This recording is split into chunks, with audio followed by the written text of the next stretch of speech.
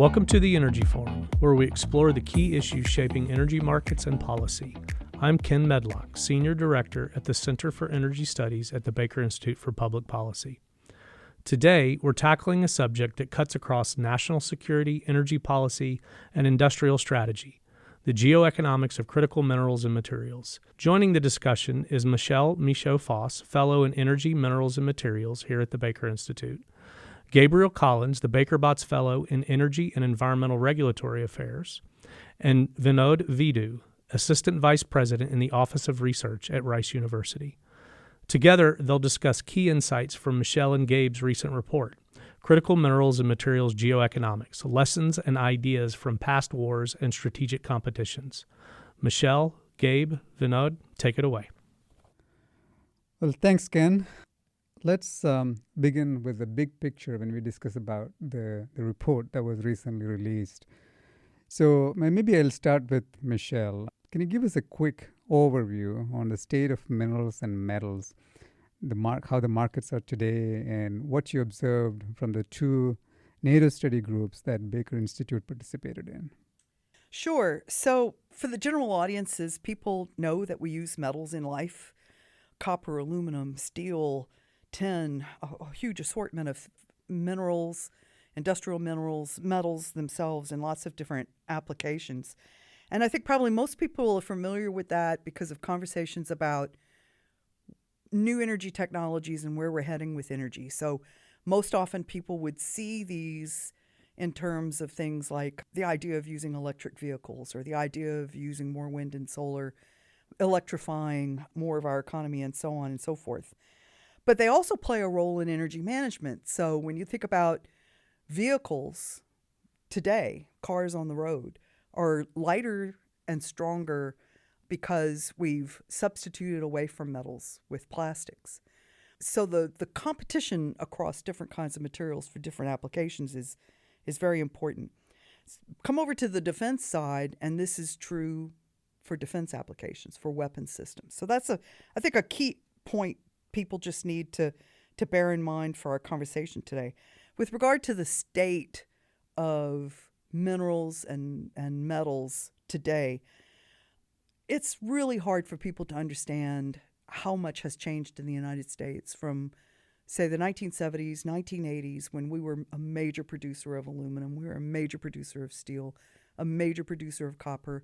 We smelted metals actively in the United States, including here in Texas, for all of the primary and secondary uses, and how small a share of the global market we are today. And this has imposed all of the constraints around the politics of things that we're trying to do, whether it's new energy systems, new energy technologies, or on the defense side, defense readiness and weapons systems requirements and things like that. And this, I think, is coming to a head. It has been a long time in coming.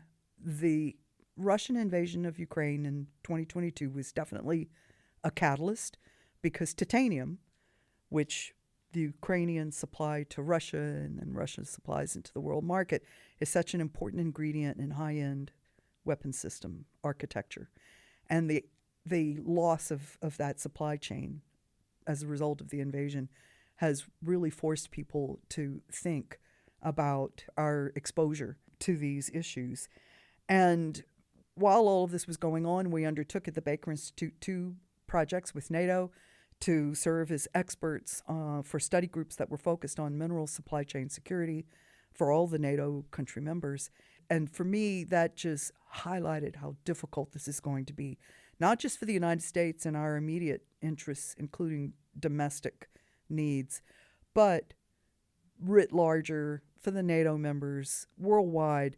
When you look at national security issues all over the place and the geopolitics around them, we simply aren't at a place where we need to be in terms of procurement, what we have access to internally within the United States that we produce and sell to ourselves, what NATO member countries have access to for themselves as well. So we're really in an interesting time of tension around that. Thank you, Michelle. Turning to Gabe, your report starts with this metaphor attributed to President Eisenhower, you can't make bullets out of gold. And this is primarily refers to the opportunity costs associated with resource allocation, particularly in military spending, right? I'm curious, how would we interpret that quote in the context of today's strategic mineral challenges? How does the U.S. Mineral supply chain vulnerability today compare to the challenges faced during World War II and the Cold War? Absolutely. And so in this quote, when you think of gold, I think that's really speaking at some level to your financial capacity. And when you think about comprehensive national power, let's use maybe the comparison to a body is you need strong bones, a strong skeleton, but you also need strong muscles. The gold, speaking for your financial capacity and your economic capacity, that's the skeleton. Manufacturing, which is facilitated by the critical minerals we talk about, that is what really provides the muscle that enables that creature to move and to go out on the battlefield and to prevail in peacetime economic competition. When you think about U.S. mineral supply chain vulnerabilities today, we're really in an unprecedented position because if you think of our three big existential or near existential events really of the last 125 years, World War I, we never faced an adversary that had the kind of pervasive presence across global mineral and materials supply chains that the People's Republic of China does today.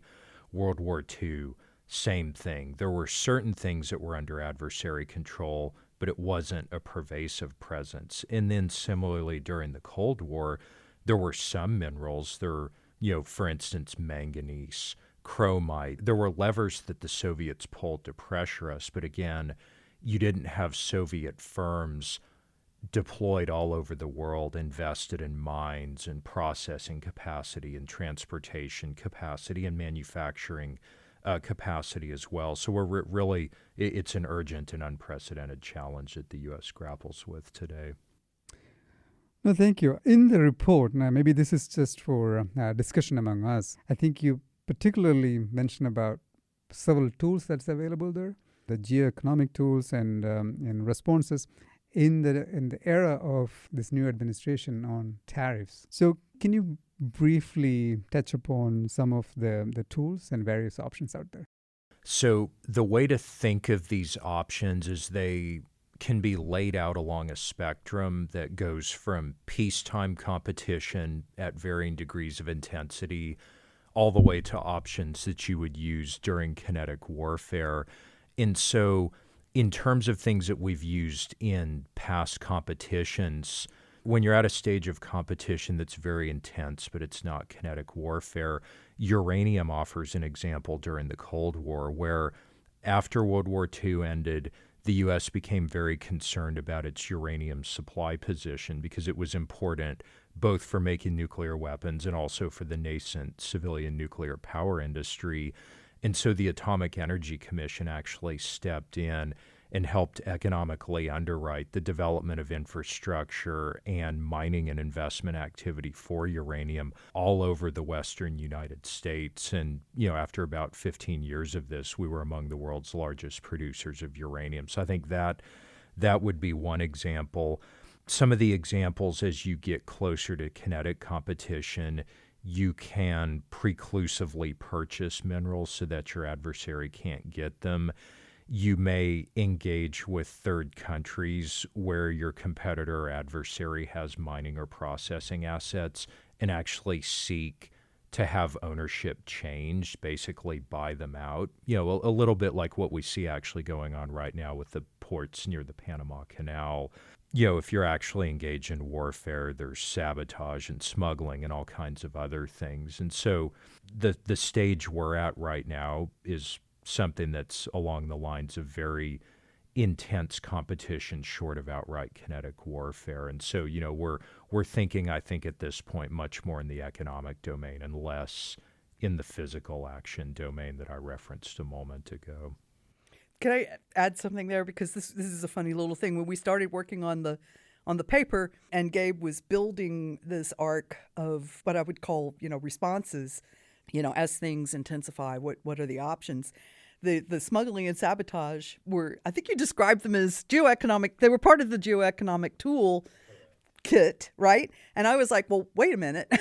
We're not advocating that exactly, but it happens. I mean, this is what happens. What happens during times of stress is informal solutions to I guess, to put it lightly, will develop, and because people will need access to things, and we can give a couple of examples of how these things actually play out in practice. This isn't a critical mineral per se, but if you look at things that entities in China have done to obtain NVIDIA semiconductors, these GPUs that power so much of the AI stuff that we see, there's all types of different, smuggling rings, ranging from students flying home and bringing a few chips with them in exchange for some amount of money, to front companies based in Singapore and elsewhere in Southeast Asia, and all kinds of things in between. To give you an example of how this could play out, you think about some of the Chinese responses to our semiconductor restrictions, where we've seen them scale back export quotas for various key minerals, antimony, tungsten, and so forth. I could very easily imagine a scenario where you have a shipment out of a trading company in China that looks like steel and just happens to have tungsten or other metals melted into it, and then the buyer on the other end knows that it can melt it down and extract those things when it arrives at the destination. So I think one thing that's really critical to think about this is we're simultaneously thinking about almost macro level nation state money deployments, big corporate money deployments, but also the ingenuity of a whole bunch of individual humans that are involved in this chain. It makes it a really fascinating space to look at. Michelle, I think turning to you, I'm really interested in discussing a bit more on the challenges faced by Department of Defense when it comes to advanced materials. Looking at some of the numbers, the other day I was just exposed to some of the numbers where they say F-35, 300,000 individual parts coming from 1,800 suppliers across countries like UK, Italy, Netherlands, Turkey, Canada, you name it. If you look at Virginia-class submarines, you have millions of parts coming from all kinds of places. You have the same issues with missile systems, and you have the same issues with some of the tanks. Give us some sense of how you see advanced materials playing into the defense needs. So I think there are actually two things going on. One is the way DoD procures. We could have a whole conversation about that, right? The 1,800 suppliers for the 300,000 parts is an artifact of sort of the politics of DoD procurement. But in the beginning, I said, when we look at the world today and how we live as modern, postmodern humans, we use lots of materials for different things. And one of the things we've done over time is to substitute one kind of material for another in order to achieve gains in performance and other things. So plastics and resins, composites from metals to improve things. So you advance that idea a little bit and you think about what is needed today. And really for both civilian and defense applications, you need things that can perform well, that are durable, that are safe, that are, when we think about things like environmental footprints or sustainability, to bring that into the conversation, are manageable.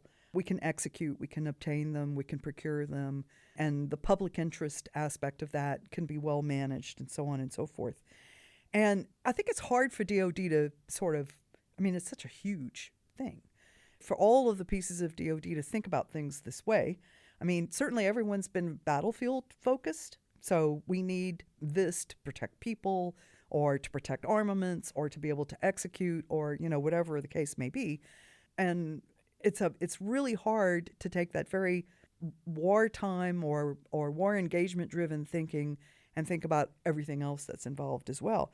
And so the nice thing about thinking about advanced materials is that they can solve a lot of the performance problems within existing footprints. So one of the things that we've been thinking a lot about is carbon nanotube fibers. So Rice University is one of the places, really the premier place where carbon nanotube materials were invented.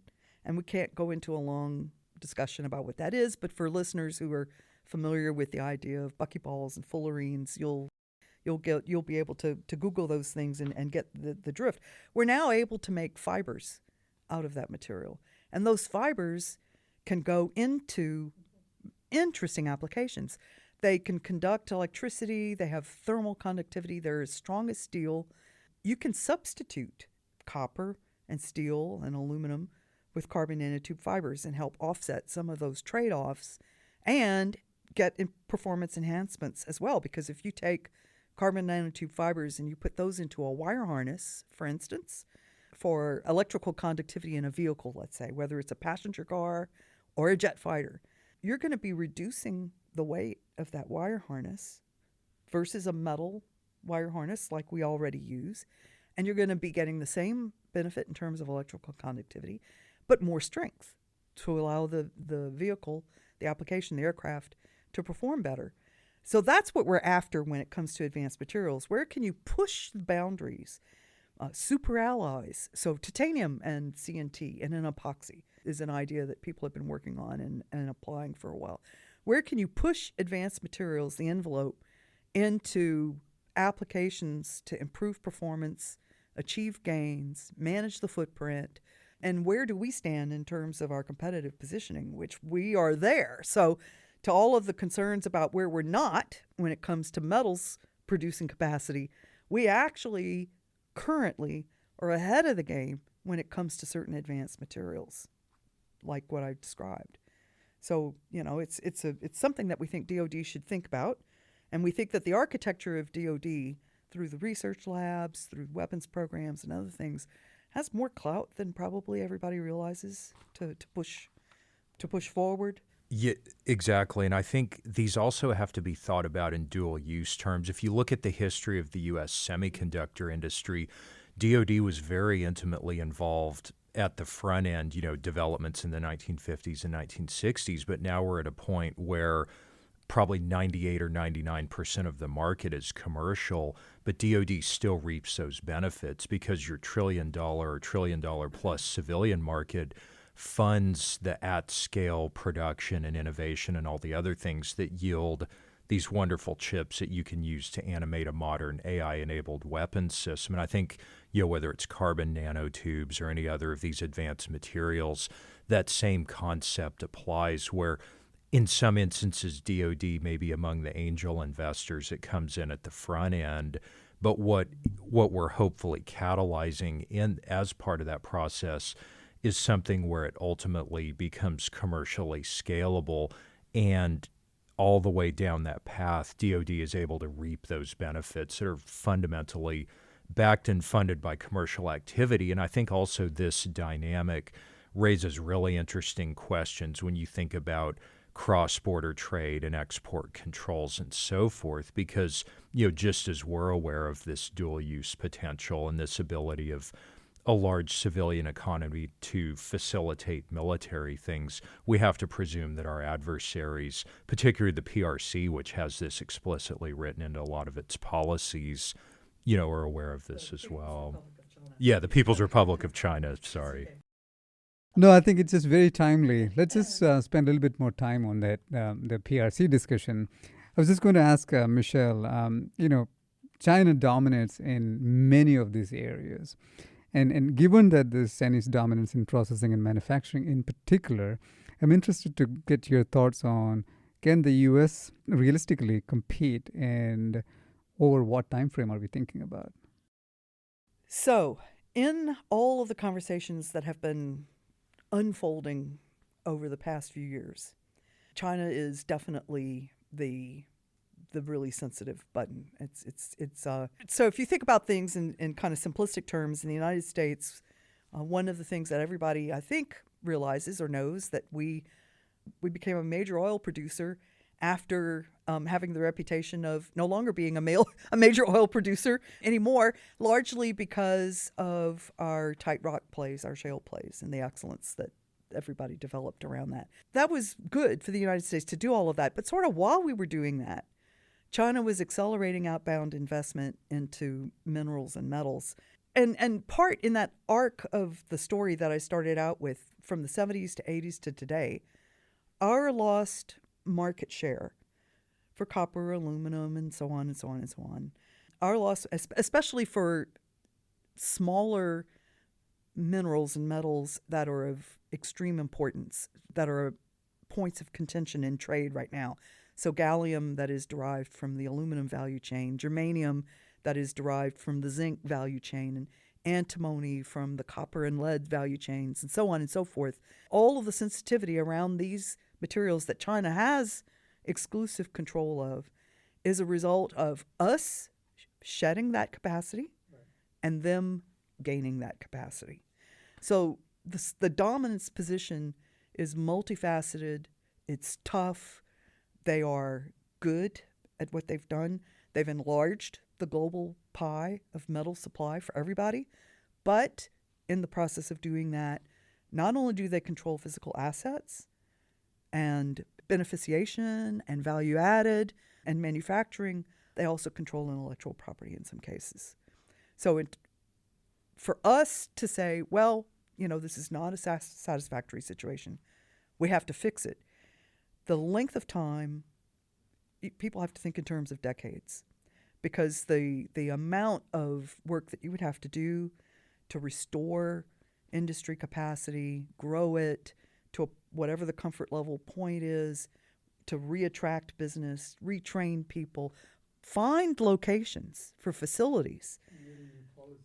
Needing new policies, how do we accelerate this? How do we enhance it? How do we move it forward? And a lot of this entails facilities that people are not comfortable with. So we have that public interest problem that we have to deal with. We know certain things. We know that China controls smelting capacity for the major metals. I mean, the numbers are north of 50% for all of the major metals.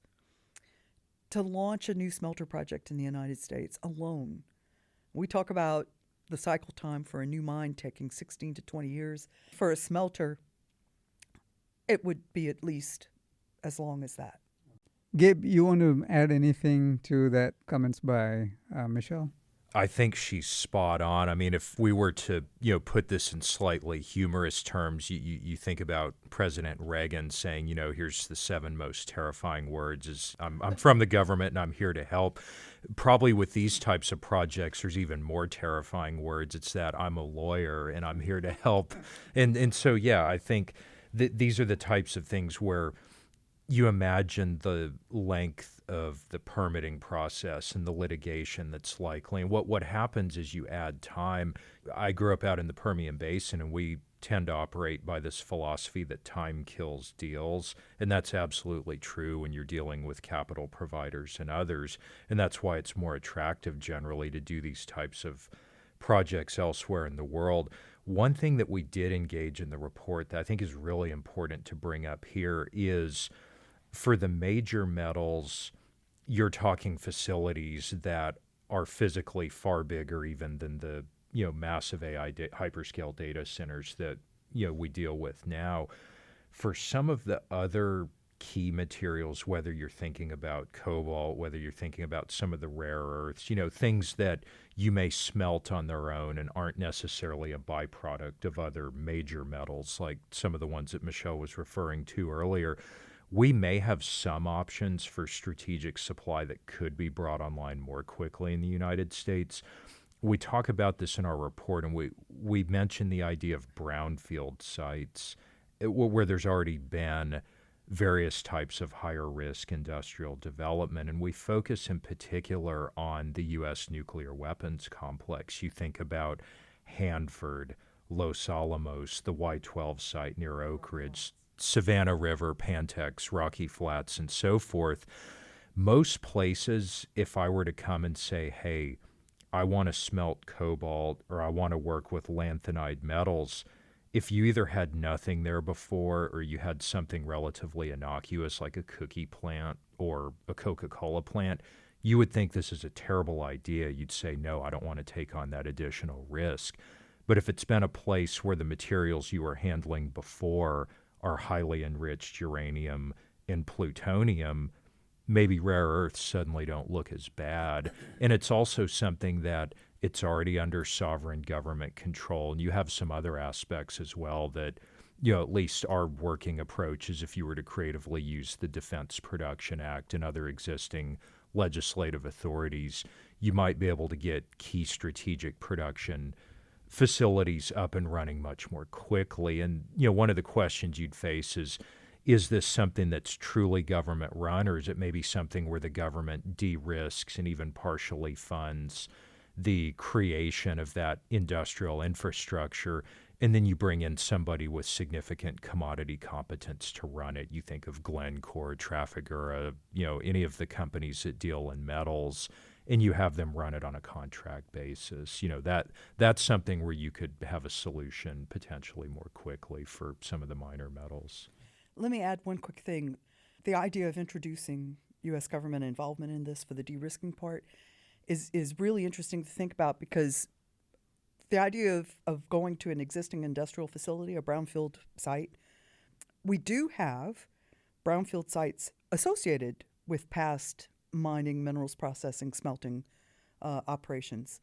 But even in the attempts to try to restore activity in those locations, you bump into public concerns, public interest, public opposition. So if there's a way of doing engaging in a solution, a public-private solution that also helps to manage the chain of liability and other things, then there's something that we need to think about here on that front. Absolutely. I would put this as a very near-term action item if we're serious as a country about addressing some of these strategic choke points and reducing our vulnerability to ongoing economic warfare by China against the United States. But the role of wargaming and planning, and I heard it quite a few times before from both of you. Any comments? I'll offer a very brief comment, and then I'll defer to Michelle, because I think she may have quite a few more thoughts than I do on this. One comment I would make on the wargaming is so many war games focus very heavily on the military end of things. It's about ships and aircraft and missiles all colliding with each other, but we have to think about the broader economic canvas that we're working on. And these minerals and materials are so critical to that, because in some cases, they're literally what our industrial and human civilization is built out of.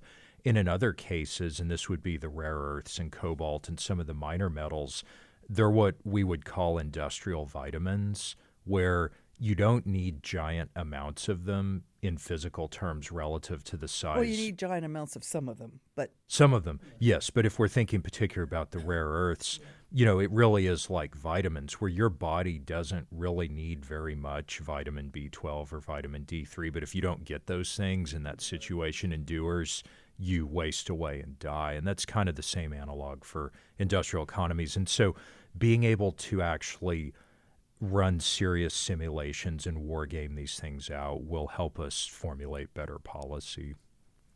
So we actually, I guess we'll reveal in this conversation, we're actively thinking about how to deploy the tool of wargaming within the Center for Energy Studies applied to supply chains.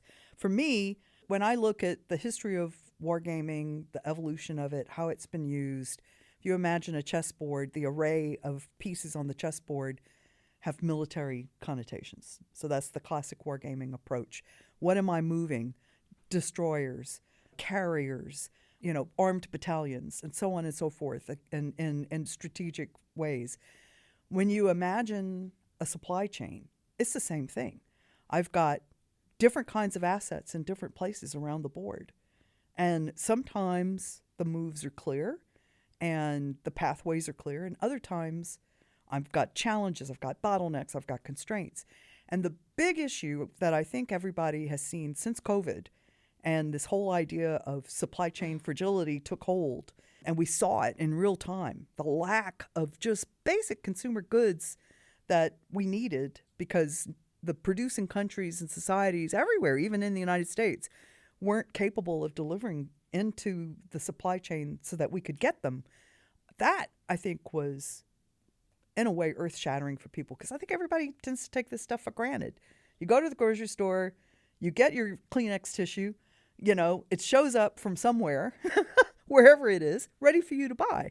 But the pieces, parts of that, if they don't work the right way, obviously that's a problem. So on sensitive stuff, whether it's chips, whether it's electronics of any sort, whether it's basic materials, if the supply chains collapse, then there's a problem.